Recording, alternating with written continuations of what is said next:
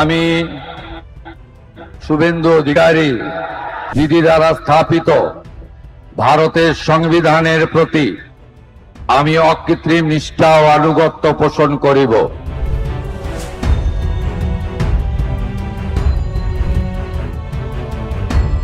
जैसे Israel सिकाया Gaza में, उस तरीके से हमारी भारत की 100 करोड़ हिंदू, देश का हिंदू हित में चल रहा है सरकार, सबक सिखाना चाहिए।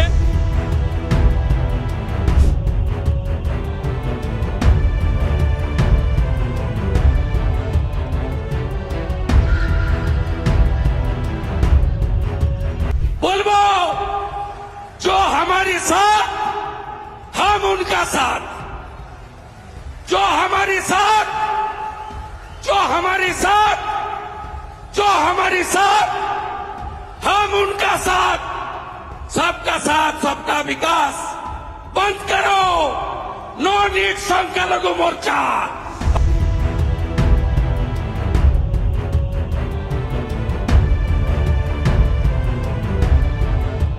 नमस्कार दोस्तों, पश्चिम बंगाल में आज शुभेंदु अधिकारी ने 9वें मुख्यमंत्री के तौर पर शपथ ले ली है। शपथ संविधान के लिए है। संविधान में जो बातें कही गई है, जब शुभेंदु अधिकारी शपथ लेते वक्त शपथ पत्र में लिखी गई उन बातों को दोहरा रहे थे, तो मुझे शुभेंदु अधिकारी के तमाम बयान याद आ रहे थे, जो बयान उन्होंने बीते 2 सालों के दौरान दिए। वो बयान जिसमें नफरत है, वो बयान जो हेट स्पीच की तरह है, वो बयान जो हिंदू मुसलमानों को बांटता है, वो बयान जो सांप्रदायिक ध्रुवीकरण करता है। और साथ में शुभेंदु अधिकारी पढ़ रहे थे संविधान की वो शपथ जिसमें वो कह रहे थे कि मैं संविधान के प्रति सच्ची श्रद्धा और निष्ठा रखूंगा और विधि द्वारा स्थापित भारत के संविधान के प्रति जो उसमें कमिटमेंट है उसको निभाऊंगा। अब यहीं से सवाल उठता है कि क्या शुभेंदु अधिकारी बतौर मुख्यमंत्री जो उन्होंने शपथ ली है उस शपथ का निर्वाह करेंगे? जिस तरह से आज उनका शपथ ग्रहण समारोह हुआ, बहुत भव्य इंतजाम के साथ, जिसमें प्रधानमंत्री मोदी थे, गृह मंत्री अमित शाह थे, कई राज्यों के मुख्यमंत्री थे, एनडीए शासित राज्यों के मुख्यमंत्री चंद्रबाबू नायडू से लेकर और यूपी के मुख्यमंत्री योगी आदित्यनाथ तक। खास बात यह भी कि शुभेंदु अधिकारी जब प्रधानमंत्री मोदी के साथ मंच की तरफ बढ़ रहे थे रथ पर सवार होकर, तो भगवा चोले में थे। और जब भगवा चोले में उस मंच पर पहुंचे जहां उन्हें शपथ लेना था, तो उस मंच पर योगी आदित्यनाथ भगवा चोले में थे। 2 भगवाधारी, यूपी और अब बंगाल। तो क्या कुछ होने वाला है? क्या बंगाल बदलेगा? बंगाल के पड़ोस में असम है, वहां फिर एक बार हेमंत बिस्वा की सरकार बनेगी। हेमंत बिस्वा के बयान बीते 4-5 सालों से आप जानते हैं। क्या बंगाल में अब शुभेंदु अधिकारी उसी तरह का नफरती मॉडल लागू करेंगे, या योगी मॉडल लागू करेंगे, या जिस तरह के वो बयान देते रहे उन बयानों को सियासत के तौर पर अब तक देते रहे, सियासी नेता के तौर पर, मुख्यमंत्री के तौर पर उन्हीं बयानों को, उन्हीं नफरती एजेंडे को अमली जामा पहनाएंगे? ऐसे बहुत सारे सवाल हैं। हमारे साथ कुछ खास मेहमान हैं जिन्हें आप स्क्रीन पर देख रहे हैं। कुर्बान अली साहब सीनियर जर्नलिस्ट हैं, 4 दशकों का तजुर्बा है, हेट स्पीच के मामले में बहुत बारीक उनकी नजर है। सुप्रीम कोर्ट तक उन्होंने दरवाजा खटखटाया था, हालांकि सुप्रीम कोर्ट से नाउमीदी हासिल हुई। सुप्रीम कोर्ट ने कोई सख्त कानून या सख्त आदेश देने से एक तरह से इनकार किया, अभी बीते दिनों की खबर है। दूसरे खास मेहमान हमारे साथ है राहुल देव जी, कई मीडिया संस्थानों के संपादक रहे हैं, हम लोगों के बहुत सीनियर हैं, 4 दशकों से ज्यादा का उनका तजुर्बा है, लखनऊ से हमारे साथ जुड़े हैं। हम समझने की कोशिश करेंगे कि एक मुख्यमंत्री जब संविधान की शपथ लेता है, ईश्वर के शपथ लेकर संविधान के उन शब्दों को दोहराता है, और जब वो सत्ता पर काबिज होता है, तो फिर उसके किए और कहे में क्या फर्क रह जाता है। मैं चाहता हूं इन दोनों मेहमानों से बात करने से पहले उनके 2 बयान आपको सुनाऊं, क्योंकि वही टॉकिंग पॉइंट है आज का। पहला बयान जब उन्होंने कहा जो हमारे साथ हम उनके साथ, सुनिए जरा। जो हमारे साथ, हम उनका साथ, जो हमारे साथ, जो हमारे साथ, जो हमारे साथ, हम उनका साथ। सबका सबका साथ सबका विकास बंद करो, नो नीड संख्यालघु मोर्चा बोलबो ये जो हमारी साथ शुभेंदु अधिकारी हैं, जुलाई 2024 का बयान है। इन्होंने बयान दिया बीजेपी स्टेट एग्जीक्यूटिव में, सबका साथ सबका विकास बंद करो, जो प्रधानमंत्री मोदी का नारा है। अब एक उनका दूसरा बयान है, मैं चाहता हूं दूसरा बयान भी सुनो। ये दूसरा बयान है किस तरह से हिंदुओं को 100 करोड़, जैसे इजराइल सिकाया गाजा में, उस तरीके से हमारी भारत की 100 करोड़ हिंदू, देश का हिंदू हित में चल रहा है। सरकार सबक सिखाना चाहिए। ये एक दूसरा बयान है, ऐसे उनके बयानों की श्रृंखला है। उन्होंने कहा जैसे इजराइल ने सबक सिखाया गाजा को, उसी तरह से 100 करोड़ हिंदू सबक सिखाएंगे। किसको सबक सिखाएंगे आप समझ सकते हैं। इनका एक बयान और है जिसमें उन्होंने कहा था कि बीजेपी की सरकार आएगी तो मुसलमान विधायकों को हम सदन से उठाकर सड़क पर फेंक देंगे, और ऐसे बयानों की श्रृंखला। तो शुरुआत करते हैं कुर्बान अली साहब। कई बार ये उम्मीद भी पाली जाती है कि विपक्ष में हैं तो इस तरह के बयान देते हैं, सत्ता में आ जाएं तो शायद सद्बुद्धि आ जाए और अपने आचरण में कुछ बदलाव करें। कुर्बान अली साहब कैसे देखते हैं? अजीत जी, बहुत ही टॉपिकल आपने ये चर्चा आज शुरू की है, क्योंकि आज जिस व्यक्ति ने संविधान की शपथ ली है उसके पुराने बयान तो आपने दिखाए, लेकिन अभी 3 दिन पहले तक जब नतीजे आ रहे थे 4 तारीख को, तब भी ये व्यक्ति ये कह रहा था कि मुझे सिर्फ हिंदू वोटों से विजय मिली है और मुसलमानों ने सारे वोट ममता बनर्जी को दिए हैं। उससे आप क्या उम्मीद कर सकते हैं? दूसरी चीज़ आपने कही कि ये विपक्ष में थे, अब सत्ता में आए हैं, लेकिन केंद्र में तो ये सत्ता में थे। और जो व्यक्ति अपने ही प्रधानमंत्री के बयान को, जो सबका साथ सबका विकास का नारा है, उसको उसका खंडन करता हो, उसकी एक तरह से निंदा करता हो, उसकी काट करता हो, तो उससे अब हम क्या उम्मीद कर सकते हैं? हमने ये भी देखा है कि उत्तर प्रदेश में जब योगी आदित्यनाथ मुख्यमंत्री बने, उनको भी अब 8-9 साल का वक्त हो चला है मुख्यमंत्री रहते हुए। उन्होंने तो सदन के अंदर भी वो सारी बातें कहीं जो शुभेंदु अधिकारी ने अभी तक सदन के बाहर कही हैं। तो ये वही सिलसिला है नफ़रत का जिसकी बुनियाद 100 साल पहले डाली गई थी, और जो उनका पैतृक संगठन है, जो इस बात को कहता है कि ये देश सिर्फ हिंदुओं का है, यहाँ दूसरे देश के लोगों को दूसरे दर्जे का नागरिक बनकर के रहना होगा, या बहुसंख्यकों के रहमो करम पे रहना होगा, वो उसी का ये एक एक्सटेंशन है। तो मैं बहुत इस वक्त थोड़ा सा दहशत में हूँ, इसलिए कि बंगाल ऐसा राज्य है जहाँ आप जानते हैं कि लगभग 30% मुस्लिम आबादी है, और जहाँ का खान पान और जो सारी चीज़ें हैं वो भी किसी से ढकी छुपी हुई नहीं हैं।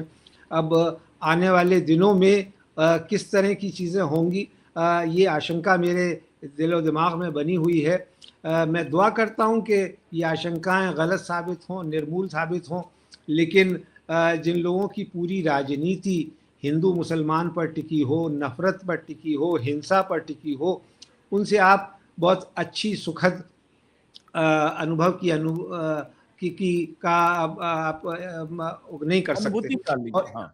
जी, अनुभूति के लिए। लेकिन ये है कि क्या हमारा देश, जो जिस पे हम बहुत गर्व करते हैं, 5000 साल पुरानी हमारी सभ्यता और संस्कृति, जिसकी मिसालें दी जाती हैं, दुनिया का सबसे बड़ा लोकतंत्र होने का भी हम दावा करते हैं, और सारी दुनिया मानती है कि इतने सारे धर्म, जातियाँ, भाषाएं, संस्कृतियाँ वो आपस में रहती आई हैं। जब इस देश में सो कॉल्ड मुस्लिम रूल था 600-700 बरस, तब भी कभी अजीत जी मुसलमानों की आबादी 20-25% से ज़्यादा नहीं हुई। बांग्लादेश और पाकिस्तान को मिला करके मैं उसको कह रहा हूँ। लेकिन तब भी कभी औरंगज़ेब का कुछ दौर छोड़ दीजिए, तो कभी भी ये बात मेजॉरिटी कम्युनिटी को ये कभी दहशत और आशंका नहीं हुई कि इस मुल्क पे मुस्लिम शासन है, इस्लामिक शासन लागू कर दिया गया। और उसके बाद पाकिस्तान बन जाने के बाद इस देश में मुसलमान ने भी ये महसूस किया कि ये हिंदू राष्ट्र नहीं है जिसको अब बनाने की कोशिश की जा रही है, या जिसको अब होने की एक तरह से मिसाल दी जा रही है, और ये एहसास कराया जा रहा है कि तुम इस देश में नंबर 1 के शहरी नहीं हो सकते, नंबर 2 के ही शहरी बन के रहोगे। सत्ताधारी पार्टी ने पॉलिटिकली तो ये साबित ही किया कि जब उनके अभी तो 240 हैं लोकसभा में, जब 300 थे और राज्यसभा में 100 से ज़्यादा थे, उनमें एक भी मुसलमान नहीं, एक भी ईसाई नहीं, गलती से 1-2 सिख आ गए या राजनीतिक कारणों से लिए गए। तो इसे आप पार्टिसिपेटरी डेमोक्रेसी तो नहीं कह सकते, इंक्लूसिव डेमोक्रेसी भी नहीं कह सकते। और उसको जाने दीजिए, अभी तो सिर्फ बात यह है कि जान बचाने की बात, कि इस नफ़रत के माहौल में जहां लोगों को उनके खान पान से, उनके पहनावे से पहचाना जा रहा हो और ये बताया जा रहा हो कि ये अमुक संप्रदाय के, अमुक धर्म के मानने वाले लोग हैं और इनको सबक सिखाया जाना ज़रूरी है, वैसे में आदमी अपनी जान माल की हिफाजत चाहेगा, इससे ज़्यादा और कुछ नहीं चाहेगा।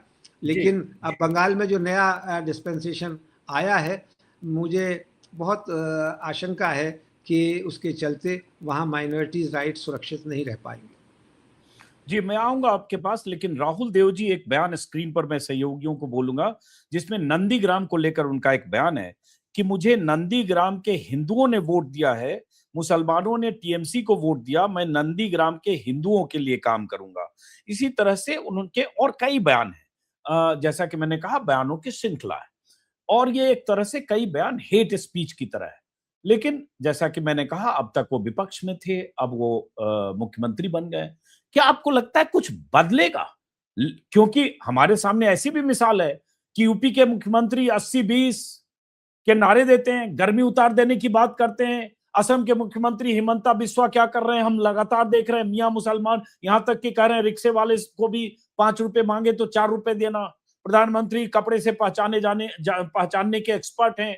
तो क्या लगता है कि बंगाल में क्या बदलेगा? जो मेरा एक लार्जर सवाल है, जो अब तक बंगाल की जो संस्कृति थी, जो उसको डेंट कर सकती है।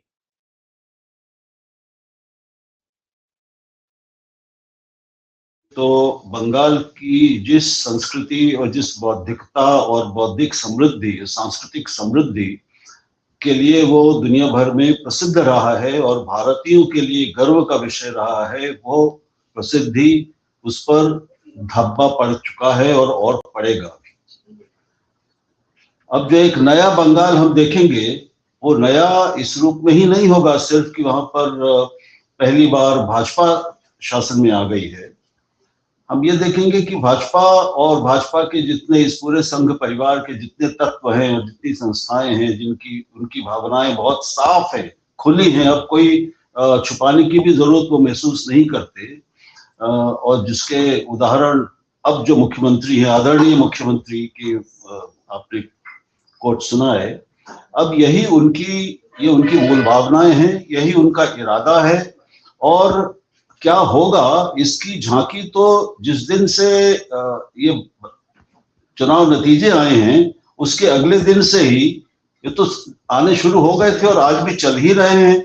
जिस तरह की हमले वहां पर हो रहे हैं, चाहे वो टीएमसी के कार्यकर्ताओं के घरों पर हो, महिलाओं पर हो, मुसलमानों पर हो, ये तो भविष्य की, आने वाले भविष्य की पूर्व सूचना मिल ही गई है, जो हम प्रत्यक्ष अपनी आंखों से देख रहे हैं। जिस उदार हृदयता के लिए, जिस बौद्धिक प्रखरता के लिए, और मैं कहूंगा कि देश को बौद्धिक और मानसिक रूप से एक राह दिखाने वाली बुद्धिजीवियों के लिए, लेखकों के लिए, दृष्टाओं के लिए, श्री अरविंद और रविन्द्रनाथ टैगोर जैसे लोगों के लिए, स्वामी विवेकानंद जैसे, ईश्वरचंद्र विद्यासागर जैसे जिन महान भारतीयों के लिए के कारण से हम सबके मन में बंगाल के लिए एक विशेष खास इज्जत थी। वो इज्जत अब कैसे बचेगी, ये मेरी एक बड़ी चिंता है। इस चिंता के साथ कि वहां के अल्पसंख्यकों का जानोमाल, उनकी जिंदगी, और उसी के साथ उतनी ही कीमती उनकी इज्जत कैसे बचेगी, क्योंकि इन दोनों पर हमला होगा और पूरे बंगाल के इतिहास पर हमला होगा। वो बंगाल जिसने 34 साल के कम्युनिस्ट शासन में भी अपनी सांस्कृतिक जड़ों को भुलाया नहीं, कमजोर नहीं होने दिया, जो एक साथ मार्क्सवाद की भी बात करता था, लेकिन उसी के साथ काली पूजा के दिन में वही लोग सब नृत्य भी करते थे झूम कर। तो ये जो उसकी अद्भुत परंपराएं हैं, जो उसका इतिहास रहा है, वो अब निश्चय ही मिट्टी में मिलने वाला है और एक नए तरह का इतिहास और एक नए तरह के सांस्कृतिक आक्रमण का युग वहां पर आने वाला है। मुझे इसमें कोई संदेह नहीं है। राहुल देव जी जब ये कहते हैं, चाहे आप वही बात कर रहे हैं, मैंने वैसी भूमिका में अपनी बात कहे, कुर्बान अली यही बात करें, तो एक हम सब के बीच एक हताशा भी दिखती है कि संविधान से चलने वाला ये देश और संविधान की शपथ लेकर बनने वाला मुख्यमंत्री या कोई भी पद पर प्रधानमंत्री हो, कोई भी गृह मंत्री, वो लगता है कि सिर्फ एक रस्म अदायगी है, औपचारिकता है कि आपने संविधान की शपथ ली, 2 पैराग्राफ को पढ़ा और जिसमें आपने कहा कि मैं बिना भय या पक्षपात, अनुराग या द्वेष के बिना सभी प्रकार के लोगों के प्रति संविधान और विधि के अनुसार न्याय करूंगा। तो ऐसा लगता है कहने भर की बातें। लेकिन फिर बात आती है, जो खतरे और आशंकाएं आप जता रहे हैं राहुल देव जी, फिर बात आती है कि उसके बाद देश में ऐसी स्थितियां पैदा हो गई कि ऐसी सरकारें और ऐसी सत्ता इसी तरह के भाषण से, इसी तरह के नैरेटिव से, इसी तरह के नफरती एजेंडे से वो सत्ता में ताजपोशी उनकी होती है, तो उन्हें लगता है इसी से सत्ता में आए तो हमें यही करना है। जी बिल्कुल। और इसके लिए आप सतही तौर पर देखें तो इसके लिए उनको वो दोष नहीं दे सकते हम, क्योंकि वो दे रहे हैं जो जनता चाहती है। वो हिंदुओं को उन्होंने वो चीज दी और वो लगातार दे रहे हैं जो इस देश के हिंदू की इच्छा बना दी गई है। उसकी भावनाएं और उसका जो अंतःकरण है, उसका जो दिमागी दुनिया है, वो ऐसी बना दी गई है। और इस जहर को बोने में जैसा कुर्बान ने भी कहा, एक 100 साल का बहुत कड़ा परिश्रम और श्रम लगा है राष्ट्रीय स्वयंसेवक संघ का, जिसको आप जानते हैं कि मैं थोड़ा ज्यादा ही करीब से जानता रहा हूं। तो अब दिक्कत अब ये एक प्रतिबिंब है, रिफ्लेक्शन है इस देश के हिंदू मानस का, और हिंदू मानस के बहुत बड़े वर्ग का, ऐसा वर्ग जो राजनीतिक रूप से निर्णायक हो चुका है, जो अब राजनीतिक निर्णय और राजनीतिक भविष्य तौर तरीके और सरकारों को बनाना और गिराना ये सुनिश्चित कर सकता है। इतनी ताकत उसके पास आ गई है और वो अब और बढ़ने ही वाला है। कोई अभी आसार ऐसे नहीं है, क्षितिज पर कोई ऐसी ताकत नहीं है जो इस आंधी का फिलहाल मुकाबला कर सके अगले 5, 10, 20 साल। तो ये एक बहुत और जहां तक आपने संविधान की बात की, तो देखिए संविधान इनके लिए केवल एक सुविधा है। संविधान की आत्मा, संविधान का मंतव्य, हमारे संविधान की उद्देशिका में जो दिया गया, जो संविधान की आत्मा कही जाती है, प्रिएम्बल, उससे इनका दूर दूर तक कोई संबंध नहीं है। ये बिल्कुल आडंबर करते हैं क्योंकि उनकी मजबूरी है कि उनको शपथ ग्रहण के समय संविधान की आत्मा और संविधान को अक्षुण्ण बनाए रखने की शपथ लेनी पड़ती है। न वो तो संविधान की इज्जत करते हैं, न संविधान की चिंता है उनको। उनके मन में तो ये है, और जो डर हम में से बहुत सारे लोगों को है, कि जब ये संपूर्ण सत्ता पर आ जाएंगे, केंद्र में भी और राज्यों में भी, अधिकांश राज्यों में, तो ये संविधान के साथ भी गंभीर छेड़छाड़ करेंगे। मुझे अब इसमें संदेह रोज कम होता जा रहा है। ये कुछ भी कर सकते हैं क्योंकि ये संविधान को इन्होंने हृदय से कभी स्वीकार नहीं किया है। एक सवाल और लूंगा, उसके बाद कुर्बान जी आऊंगा। जो मैंने कहा उसी का सप्लीमेंट्री है राहुल जी, कि लगभग 65 से 70% हिंदुओं ने, ऐसा कहा जा रहा है कि पश्चिम बंगाल में वोट दिया बीजेपी को, बल्कि कुछ इलाकों में हो सकता है 80% से ज्यादा भी हो, जैसे भवानीपुर, चूंकि वहां हिंदुओं की आबादी ज्यादा है। तो और यही गुरूर और गुमान बीजेपी को है कि हिंदुओं का ध्रुवीकरण हो गया। बाकी वो बेईमानियां, हथकंडे, SIR, 27 लाख लोगों के वोट काटने, 2,40,000 पैरामिलिट्री फोर्सेस की तैनाती, वो सब एक जगह है, साम दाम दंड भेद वो। लेकिन इसके अलावा मैं उस ध्रुवीकरण की बात कर रहा हूं, उस ध्रुवीकरण से वो सत्ता में आए। अब वैसा ही ध्रुवीकरण यूपी में हुआ 2022 में, आगे अब 27 में फिर चुनाव है, 8 महीने बाद यूपी में चुनाव है, वो असम में बीजेपी आई। तो अब सवाल उठता है कि मैं उसी को रिपीट करूं, थोड़ी उसकी विस्तृत व्याख्या आपसे एक्सपेक्ट करूंगा कि पब्लिक एट लार्ज हिंदुओं में, उन्हें भी शायद मुस्लिम हेट की एक घुट्टी उनके जहन में इस तरह से पैबस्त कर दी गई है, इस तरह के बयानों से इस तरह से पैबस्त कर दी गई है, टॉप टू बॉटम, मोदी से, शाह से लेकर शुभेंदु अधिकारी तक या और भी लोकल, कि उसके बाद उनके लिए बाकी बहुत तमाम मुद्दे गौण हो जाते हैं और वो मुस्लिम हेट की बिना पर, बुनियाद पर ऐसी सरकारें चुनते हैं। देखिए, संघ की बुनियाद ही मुस्लिम घृणा पर आधारित है, वही उसकी बुनियाद है, नींव है।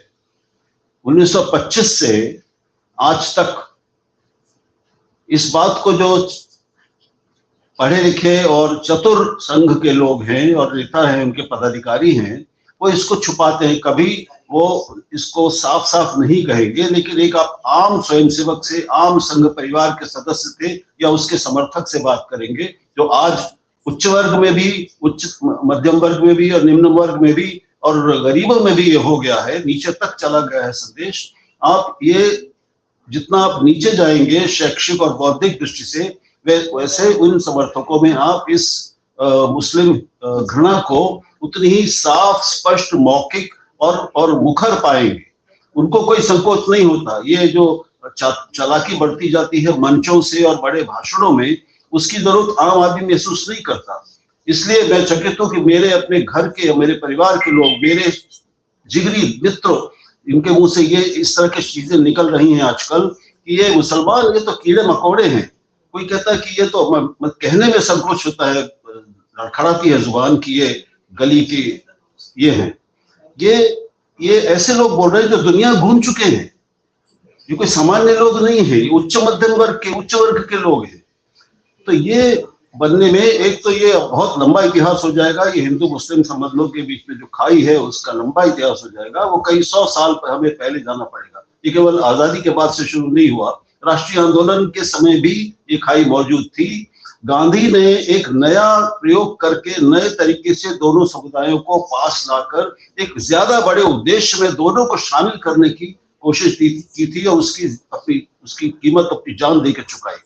आजादी के बाद इस जहर को, जिसके कारण विभाजन हुआ, उस जहर को धीरे धीरे शांत करने में और सारे भारतीयों को एक ज्यादा बड़ा विजन देने में, उनकी चेतना को उच्चतर बनाने में शुरू की सरकारों ने, नेहरू और उनके बाद की सरकारों ने इसमें योगदान दिया और उन्होंने संस्थाएं बनाई, राष्ट्रीय संस्थाएं बनाई।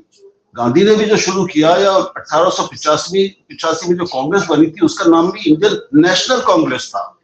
उन्होंने कोई और नाम नहीं रखा था। तो राष्ट्रवाद और राष्ट्रीयता की भावना, उस पर उसका महत्व और उस पर गर्व, ये तो तब से चल रहा है। इन्होंने कोई नया, इनका नया राष्ट्रवाद केवल हिंदू राष्ट्रवाद है। यही नई चीज है। इनके राष्ट्र का मतलब है केवल हिंदू, और हिंदू राष्ट्र की बात भी अब ये खुलकर करते हैं।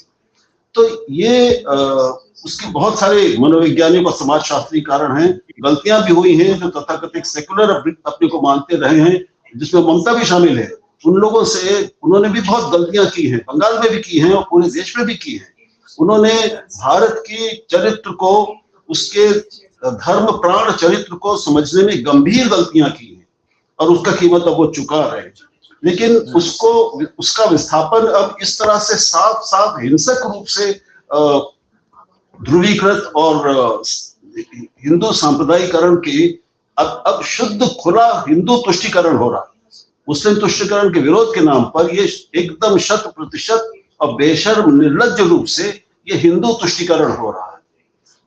अब राजनीति में, मुख्यमंत्रियों में भी अगर नया मुख्यमंत्री, ये जो आदरणीय मुख्यमंत्री जी आए हैं, शुभेंदु जी, अभी इन्हीं का वीडियो आजकल सोशल मीडिया पे मैं आज सुबह से देख रहा हूँ, जिसमें ये इनका एक स्टिंग ऑपरेशन जो हुआ था, जिस पर प्रधानमंत्री जी ने जो किया था, जिसमें ये पैसे ले रहे हैं, उस पर जो स्वयं नरेंद्र मोदी ने उस पर व्यंग किया था और भाषण दिया था, वो दोनों साथ साथ चल रहे हैं आजकल। अब कोई संकोच नहीं है। मैंने वीडियो किया 1 घंटे पहले, और नरेंद्र मोदी ने तो मिमिक्री करके, पूरी एक्टिंग करके बताई कि पैसे कहां से उठा के कहां रख रहे थे। इंटरेस्टिंग है कि शुभेंदु अधिकारी ने जो 5 लाख लिए थे मैथ्यू सैमुअल से, वो पैसे लेकर लिफाफे, कागज में लपेटकर और बगल में रख रहे हैं। दरअसल प्रधानमंत्री मोदी जो मिमिक्री कर रहे हैं, शुभेंदु अधिकारी की मिमिक्री कर रहे हैं 2016। बिल्कुल, ये सारे देश में पहुंच चुका है। बिल्कुल। तो ये अब आप सोचिए, अंतिम बात, अंतिम बात हाँ। कि अब जो मुख्यमंत्री जो कैमरे पर ऐसा सबको देख रहा है, ये बंगाल की भी सारी जनता देख ही रहेगी, वो देख लेगी अगले कुछ दिनों में। उस मुख्यमंत्री के शासन से हम ईमानदारी की, भ्रष्टाचार के कम होने की ऐसी उम्मीद कर सकते हैं क्या?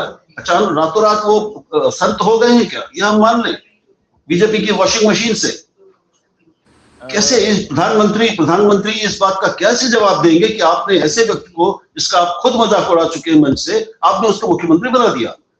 कोई जवाब देने की जरूरत नहीं राहुल जी, हम लोग भोले और मासूम लोग हैं कि हम उनसे जवाब की अपेक्षा करते हैं। भाई प्रधानमंत्री मोदी तो एलजेपी को नेचुरली करप्ट पार्टी कहकर चुनाव मैदान में उतरे थे। कश्मीर में क्या किया आपको पता होगा, महबूबा मुफ्ती और बाप बेटी की सरकार, बाप बेटे की सरकार।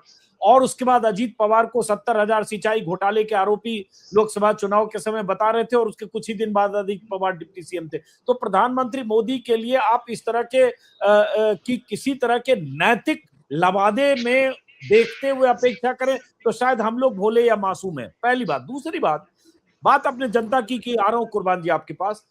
ये शुभेंदु अधिकारी का स्टिंग 21 में, 20 में और उसके पहले भी मैंने 5 बार वीडियो बनाया, मिलियन लोगों ने देखा। तो बंगाल की जनता घर घर में जानती है कि शुभेंदु अधिकारी, मुकुल रॉय भी उसमें शामिल थे, 20 लाख उन्होंने मांगे थे, 15 लाख उनके करीबी आईपीएस अफसर को, मिर्जा को दिया गया था। मुकुल रॉय भी बीजेपी में आए, वो पहले आए, राष्ट्रीय उपाध्यक्ष बने, और ये शुभेंदु अधिकारी 20 दिसंबर में आए और उसके बाद जीते, और जो हुआ इतिहास। तो ये सब पता है। दिक्कत यह है कि जनता भी उनको चुनती है ये मानते हुए, कोई फर्क नहीं पड़ता। ठीक है, आज वायरल हुआ, उनको पता है कि ये डन टू डेथ है, एक दिन में खत्म हो जाएगा, डाई डाउन हो जाएगा।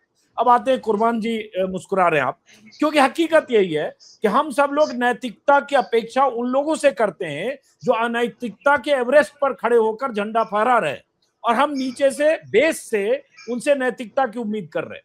बहरहाल कुर्बान अली जी, देखिए जो पहली तस्वीर आई बीजेपी की जीत के 24 घंटे भीतर, वो बुलडोजर के साथ आई, जिसमें न्यू मार्केट कोलकाता में, हॉग मार्केट कहते हैं शायद उसको, वहां टीएमसी का दफ्तर बुलडोज किया गया, कुछ मुस्लिम मीट की दुकानें थी उसको गिराया गया, और जो तस्वीर जिन इलाकों से आई बुलडोजर की कोलकाता से, वो बुलडोजर कोई प्रशासन का, मेयर का, नगर निगम का नहीं था, भीड़ का बुलडोजर था। और आज योगी आदित्यनाथ भगवा ड्रेस में हैं, चलिए वो महंत हैं, उनका एक इतिहास है, अतीत है, ये उसी ड्रेस में, योगी के ड्रेस में उसी तरह से मंच पर पहुंचे।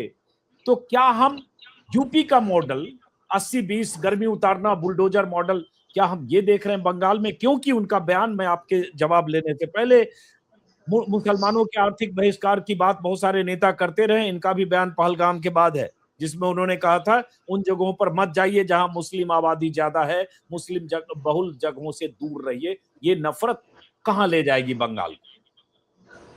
अजीत जी, वो आप कह रहे थे कि मैं क्यों मुस्कुरा रहा हूं, तो मुझे हरिशंकर परसाई का एक लेख याद आ रहा था कि हम भ्रष्टन के भ्रष्ट हमारे। तो राहुल जी और आप जो कह रहे थे, इसलिए वो बात मेरे जहन में आ रही थी। आपने कहा जो ये सवाल है, देखिए ये आप जो कर रहे हैं आज बीजेपी के लोग बंगाल में या देश के दूसरे हिस्सों में भी, या उत्तर प्रदेश में योगी आदित्यनाथ, इनको पता नहीं है कि ये किस शेर की सवारी कर रहे हैं या किस आग से खेल रहे हैं। देखिए इसी बंगाल में मुस्लिम लीग और हिंदू महासभा की भी संयुक्त सरकार हम देख चुके हैं आज़ादी से पहले, जिसमें श्यामा प्रसाद मुखर्जी मंत्री होते थे। लेकिन शायद तब हालात इतने ख़राब नहीं हुए थे, नफ़रत इतनी ज़्यादा नहीं थी एक दूसरे के ख़िलाफ़, और विभाजन के बाद, बंटवारे के बाद भी वो ज़ख्म कहीं ना कहीं भर गए, और आपस में एक साथ रहना शुरू कर दिया लोगों ने। पंजाब में बड़ी ट्रेजेडी हुई, बंगाल में बड़ी ट्रेजेडी हुई, उसको लोग भूल गए थे। उसकी वजह ये थी कि उस वक्त की जो सरकार थी उसने कहा कि हम किसी भी कीमत पर इस मुल्क को पाकिस्तान नहीं बनने देंगे, भले ही हमारे देश का विभाजन मज़हब के नाम पर हो गया हो और एक मजहबी मुल्क बन गया हो। और दूसरी हमने उसकी एक और परिणति देखी, एक ट्रेजेडी के रूप में, बांग्लादेश का निर्माण, कि जो पाकिस्तान एक कुरान, एक ईमान और एक मुसलमान के नाम पर बना था, उसको भी टूटने में 25 बरस नहीं लगे, और 2 नेशन थ्योरी जो थी वो धराशायी हो गई, जिसके बारे में मौलाना आज़ाद चेता रहे थे 1940 से, कि मुल्क जो हैं वो धर्म और संप्रदायों के आधार पर नहीं बना करते। आज जो कुछ हो रहा है पिछले 10-12 साल से, 15 साल से दिल्ली से की केंद्र सरकार और उत्तर प्रदेश में 9 साल से योगी सरकार, वो उसकी तकलीफ ज़रूर है, उससे लोगों को ज़रूर एक चोट पहुंच रही है बुलडोज़र के नाम पे या एक दूसरे नागरिकता के नाम पे, मगर ये सब करके ना आप इस देश को एक नहीं रख पाएंगे, जिसकी कस्में आप सुबह शाम इस देश की एकता और अखंडता को कायम रखने की हम लोग खाते हैं। ये सारी जो सूरत हाल जो बन चुकी है और जो बनाई जा रही है, वो हमें सिविल वॉर की तरफ ले जाती है। मैं कहूँगा मेरे मुंह में खाक के मैं उस कल्पना, उसकी भयावह कल्पना करूं कि जब इस देश में हर आदमी एक दूसरे के खून का प्यासा हो जाएगा। लेकिन दुनिया के इतिहास से अगर हमें कोई सबक लेना है और कुछ सीख लेनी है तो वो यही बताती है कि आप नफ़रत की बुनियाद पर एक साथ नहीं रह सकते, क्या चाहे एक ही धर्म के लोग क्यों ना हो। पाकिस्तान की मिसाल हमारे सामने है कि वो एक मज़हब का होने के बावजूद आपस में एक दूसरे का गला काट रहे, शिया सुन्नी के नाम पे, सिंधी बलोची के नाम पे, पंजाबी पख्तून के नाम पे, क्योंकि वो अननेचुरल अलायंस है। और उससे कभी, और यही इस देश में है कि हम हज़ारों साल से रहते आए हैं, इसको आप एक दिन में अपने एक बयान से ख़त्म करने की कोशिश करें, वो चीज़ ख़त्म नहीं हो पाएगी।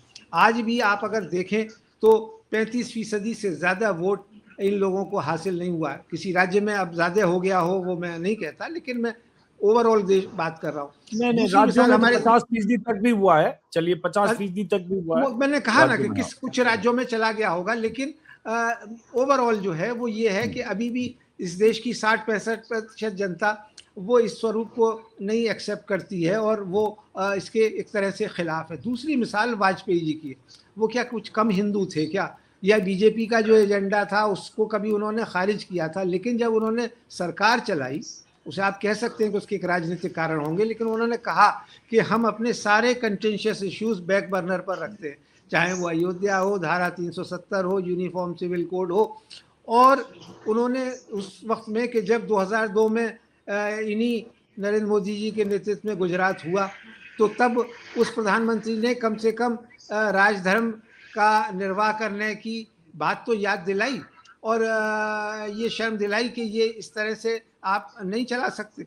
तो हम आज भी ये उम्मीद करते हैं कि जो लोग इस देश के हित में सही मायने में सोचते हैं, जानते हैं और ये मानते हैं कि इस देश को एक रखना है, इस तरह की बात नहीं होनी चाहिए, तो उसके लिए आपको भारतीय संविधान का ही सहारा लेना पड़ेगा। उसके अलावा कोई दूसरा रास्ता नहीं बचता कि आप ये जो नफ़रत और दुश्मनी की बातें की जा रही हैं, हिंसा फैलाई जा रही है, इस पर अंकुश लगाएं। और इसीलिए जो आपने जिक्र किया कि हमने 4-5 साल तक सुप्रीम कोर्ट में मुकदमा लड़ा हेट स्पीच और हेट क्राइम के खिलाफ, क्योंकि देश का प्रधानमंत्री लोकसभा चुनाव के समय ऐसे ब्लेटेंट तरीके से आकर के मुसलमानों को विदेशी घुसपैठिया भैंस चुरा लेंगे, ये कर लेंगे, वो भाषा का इस्तेमाल करता है, तो उससे उनके पद की गरिमा कम होती है या नहीं, लेकिन देश ज़रूर कम होता है। और इसलिए ये हर उस देश के हर देश के उस नागरिक की जिम्मेदारी बनती है जो अपने आप को कंसर्न सिटीजन कहता है,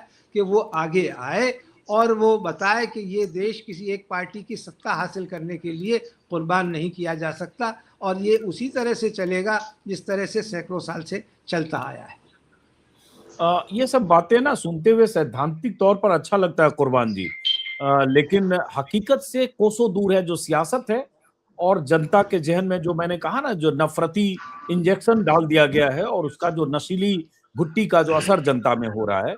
तो ये जब ऐसे लोग चुनाव जीतते हैं या मुख्यमंत्री रिपीट होता है, हिमंता बिस्वा शर्मा ने जिस तरह से कैंपेन किया और उसके बाद योगी का कैंपेन है तमाम, तो फिर उन्हें लगता है कि ये बेस्ट आजमाया हुआ फॉर्मूला है और इसी में कामयाबी है, इसलिए बाकी चीज को छोड़ो। अब जैसे एक बयान मैं बताता हूँ, हेट स्पीच का जिक्र आप करते हैं, इनका बयान है शुभेंदु अधिकारी का कि सब हिंदू के घर पर भगवा ध्वज हो, सभी हिंदू घरों को सुरक्षित करो, सभी जिहादी मुसलमानों को अलग करो, पता चल सके कि कौन हिंदू है और कौन विधर्मी है। जिस सूबे में 27 से 30% मुस्लिम आबादी है, वहां आपने जनरलाइज कर दिया कि ये सारे जिहादी हैं, विधर्मी हैं और इनको अपने घरों पर, हिंदुओं के घरों पर भगवा झंडा फहराकर आइडेंटिफाई करो। तो ऐसा शख्स जब सत्ता के शीर्ष पर आता है, मुख्यमंत्री बनता है, तो उसमें क्या खतरे निहित हैं कुर्बान जी? नहीं अजीत जी, मैंने कहा ना, मैंने तो शुरुआत इस बात से कही कि मैं उसकी कल्पना करने मात्र से ही जो है वो दहशत में आ जाता हूं कि ये आप सीधे सीधे तौर पर सिविल वॉर को इनविटेशन दे रहे हैं। ये तो इसीलिए मैं वार्निंग दे रहा हूं और इसीलिए ये बात कह रहा हूं। मैं कोई अच्छी बात नहीं कर रहा हूं, मैं वो बात कह रहा हूं जो इस देश के अस्तित्व के लिए ज़रूरी है।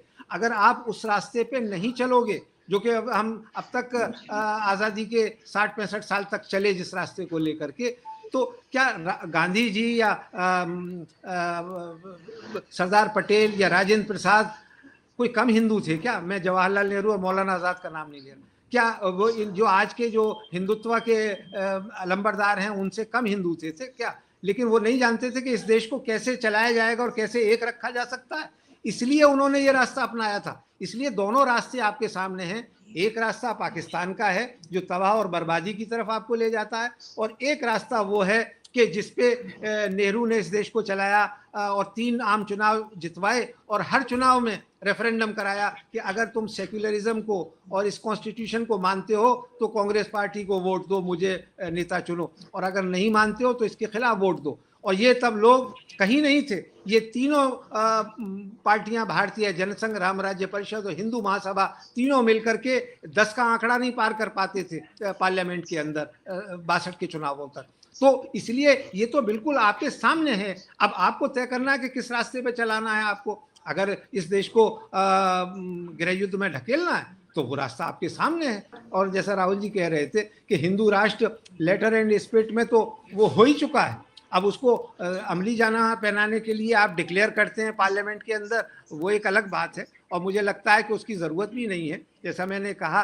कि आप 400 MP से ज़्यादा हैं लोकसभा राज्यसभा मिला करके, और उसमें एक भी मुसलमान नहीं है, तो ये हिंदू राष्ट्र तो है ही। उसको आप अलग से एक नाम दे दीजिए कॉन्स्टिट्यूशन में, 400 पार करके, जिसकी कोशिश पिछले लोकसभा चुनाव में हुई थी, तो ज़रूर कर लेंगे, लेकिन फिर आप देश चला नहीं पाएंगे। मैं आपको यहाँ एक बात याद दिलाऊं, पूर्व प्रधानमंत्री चंद्रशेखर ने ऑपरेशन ब्लू स्टार के बाद कहा था कि जब लोगों के दिल टूट जाते हैं तो मुल्क टूट जाया करते हैं, और उसकी मिसाल हमारे सामने है पाकिस्तान और बांग्लादेश का जो युद्ध था उसके बाद से। और अभी आप इस देश को उसी तरफ धकेलना चाहते हो, मुबारक हो आपको। चलिए कुर्बान जी, आपने कुछ बात अपने दिल से कही, लेकिन आप जो माफ करें, जो गृह युद्ध की बात कर रहे हैं, उसके खतरे हैं, ये बोलने के भी खतरे हैं कि पता चला आप पर सेडिशन का मामला दर्ज हो जाएगा कि आप इसमें गृह युद्ध जैसी बात कर रहे हैं। तो चलिए बोलते समय सतर्क, सेडिशन का मुकदमा तो अजीत जी कांग्रेसी सरकारों ने भी दायर कर चुकी है। देखिए 3 पत्रकार बैठे थे और यहाँ गृह युद्ध जैसी बात कर रहे थे,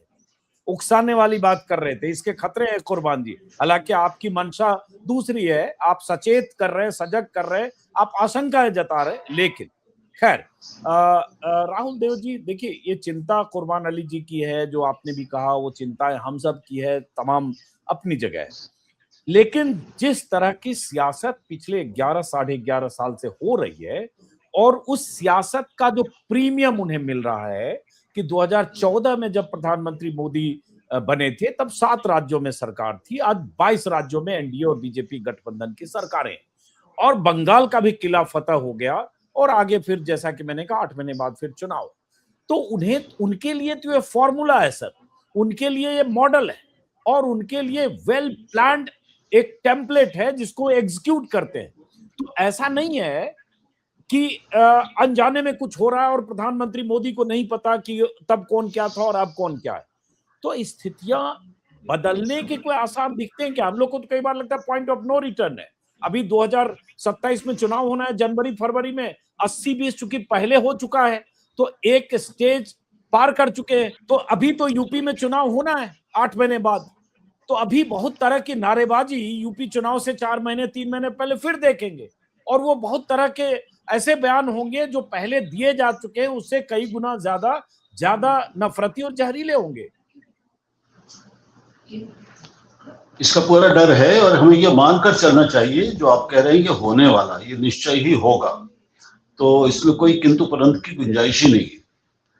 देखिए, दिक्कत पॉइंट ऑफ नो रिटर्न वाली बात बहुत गंभीर है, मैं उसी को संबोधित करूंगा, क्योंकि हमारे बहुत सारे मित्र अब ये भी कहने और लिखने लगे हैं कि भाई क्या अब ये चर्चा हो रही है कि क्या विपक्ष को चुनावों का बहिष्कार कर देना चाहिए, इस तरह के चुनाव में हिस्सा लेने से इनकार कर देना चाहिए।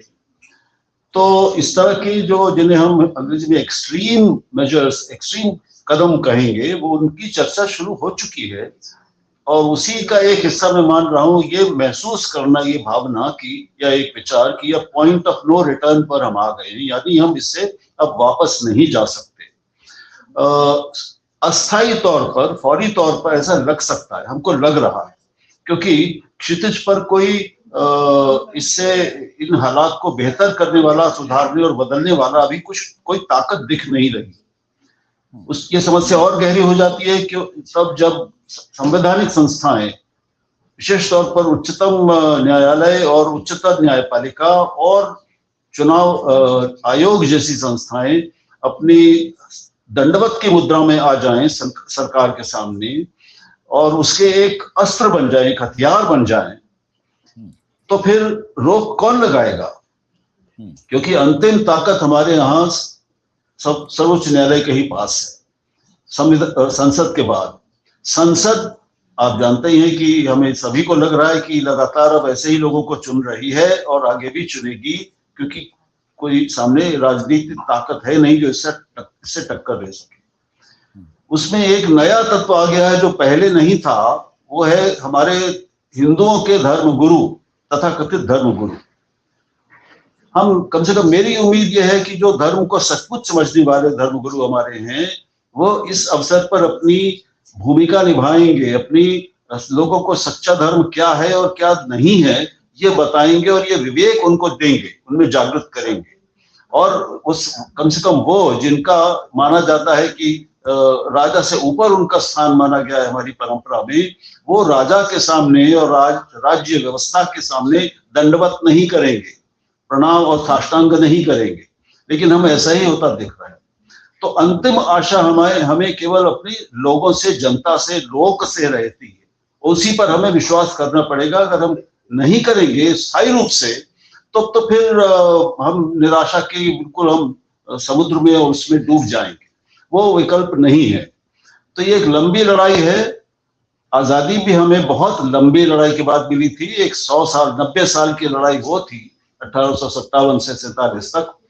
अब ये जो लड़ाई होगी ये शायद उससे भी लंबी हो सकती है, लेकिन हम जीतेंगे ये विश्वास रखना होगा हमारे जैसे सब लोगों को, क्योंकि अगर हमें सचमुच सनातन मूल्यों में विश्वास है, जिनका किसी हिंदू या मुस्लिम या इस्लाम या ऐसे किसी धर्म से, किसी एक नाम से कोई संबंध नहीं है, सनातन वो है जो सार्वभौमिक है, सार्वलौकिक है और वो सब जगह एक जैसा व्याप्त है और उसी पर मनुष्यता टिकी है, उसी पे सारे धर्म टिके हैं। अगर हमें उन सनातन मूल्यों पर विश्वास है और उनको हम समझते हैं, तो ये विश्वास रखना पड़ेगा कि वो और लोग भी समझेंगे धीरे धीरे, और सनातन के नाम पर, हिंदू के नाम पर, भारतीय के नाम पर, संस्कृत के नाम पर और धर्म के नाम पर अभी जो अधर्म किया जा रहा है, धीरे धीरे लोगों की आंखें इससे खुलेंगी। क्योंकि अभी ये जितने लोग अभी हमें दिख रहे हैं सत्ता में आते हुए और शक्ति हासिल करते हुए, शक्ति में ज्यादा शक्तिशाली होते हुए, जब इनकी असली करतूतें, इनका असली चरित्र सामने आएगा, तो आंखों पे पड़े पर्दे कभी तो खुलेंगे, हटेंगे और लोगों को चीजें साफ दिखाई देंगी जैसी वो हैं, जैसी अभी हमको दिख रही है। चलिए, आपने जो बात कही, उम्मीद पर दुनिया कायम है जैसी बात है, लेकिन जो हम ट्रैक रिकॉर्ड नेताओं का देखते हैं, 2017 में प्रधानमंत्री मोदी ने कहा था शमशान और कब्रिस्तान यूपी चुनाव में, 2019 में वो कपड़ों से पहचानने के एक्सपर्ट हो गए झारखंड में दिसंबर में, 2024 लोकसभा में बांसवाड़ा में मुसलमानों की पूरी कौम को घुसपैठिया, ज्यादा बच्चा पैदा करने वाली जमात, भैंस से लेकर मंगलसूत्र तुमसे छीनकर उनको दे दिया जाएगा, ये नारे लगने लगे। बांसवाड़ा में जब उन्होंने कहा तो बहुत सारे लोगों को लगा कि प्रधानमंत्री इस लेवल तक आ गए, शायद वो अगली सभाओं में करेक्ट करें खुद को, लेकिन फिर झारखंड में जाकर उन्होंने उसी को दोहराया, सिर्फ उसमें कुछ एलिमेंट और ऐड कर दिया, 2 बाइक है तो एक बाइक ले लेंगे, 2 घर है तो एक घर ले लेंगे, 2 भैंस है तो एक भैंस ले लेंगे।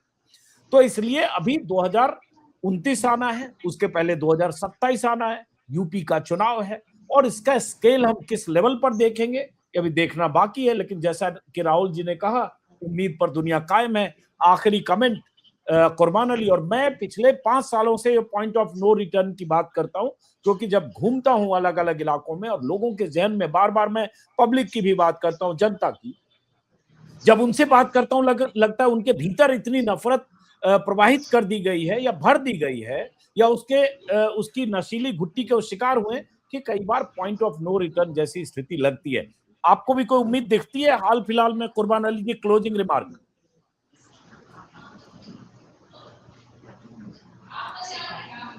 आवाज कुर्बान अली अनम्यूट कीजिए, कुर्बान जी अनम्यूट कीजिए। जी, उम्मीद पे दुनिया कायम है और मैं भी पूरी तरह से पुरुम्मीद हूँ, और उम्मीद के अलावा कुछ और दूसरा रास्ता नहीं है। और मौलाना आज़ाद के शब्दों में कहूँ तो नाउम्मीदी कुफ्र है। इसलिए आपको उम्मीद ही रखनी पड़ेगी और यही आशा ही करनी पड़ेगी। अगर कोई हमारी इस बात को सुन रहा है, जैसा आप कह रहे हैं, राहुल देव जी कह रहे हैं, और मैं भी इस राय का हूँ, तो उसके अलावा कोई दूसरा रास्ता बचता नहीं है। बस इतना ही कहना चाहूँगा। चलिए, बहुत बहुत शुक्रिया राहुल देव जी, कुर्बान अली जी। बहुत सारे जो ट्रोलर हैं बीजेपी के, जब ये वीडियो देखेंगे तो हम लोगों का चेहरा निकाल के कहेंगे, देखो 3 दुखी लोग रो रहे हैं। कुछ कमेंट में आके कहेंगे और रो अजीत अंजुम, तुम्हें रोते देखकर हमें अच्छा लग रहा है। लेकिन दरअसल जो ऐसी सोच रखते हैं, हो सकता है 10-20 साल बाद वो रोएं, जब समझ में आएगा कि देश को कितना नुकसान हुआ है।